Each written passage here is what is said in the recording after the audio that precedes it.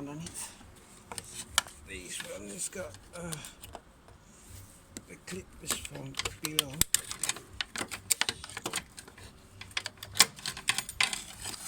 So be able to pull it off now.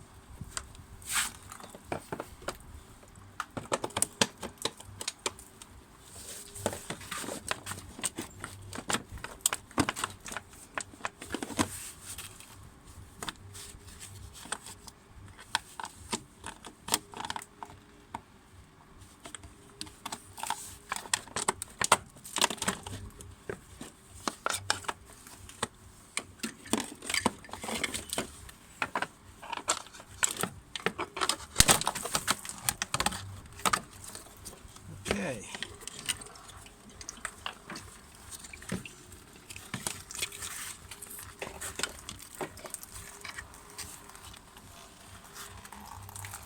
So the pipe, the spaghetti distributor is off now. Maybe it's smoked somewhere here.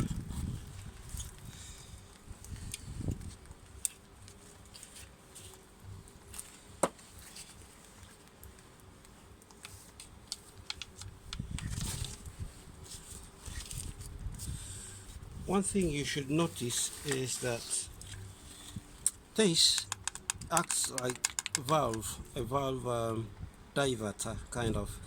It works like, it's not a pump as such, it just diverts, closes one side, allows the coolant to go on the other side. When it doesn't want it to go this way, it kind of closes that.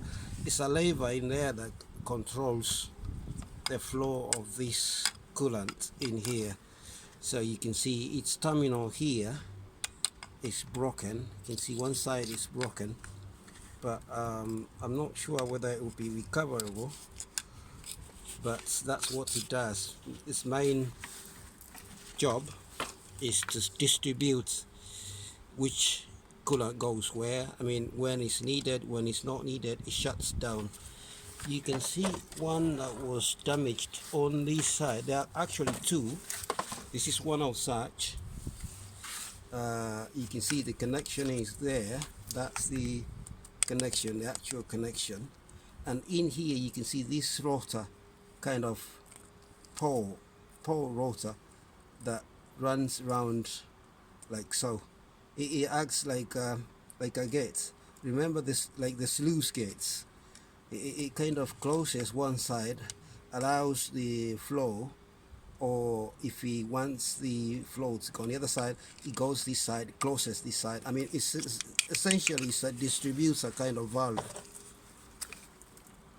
like they used to do the sluice gates on dams, and you know, if you know what I'm saying, you can see down there, but it's badly damaged, this one, so this won't be able to be of use. So in the meantime, let's get this out of way so that we look at that subframe down there. So yeah, disconnect the sensor, that sensor there, we disconnect it first, yeah,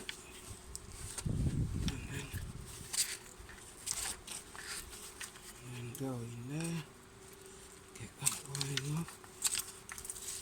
To be honest, this top wiring doesn't seem to be badly damaged. It might be recoverable. It could probably be just needing the connectors changed. Not sure, when I get there I'll have a look, but it looks, to me it looks good. The wiring looks good, yeah. But you can't tell unless you open up these clips and check out. There's one bent there, there's one there broken, so not so good. Oh, one here cut off. Oh, not so good. It's not looking good, this one. So it means if we won't be able to get the whole wiring, then we'll have to get this done, this, because it's cut off completely over here.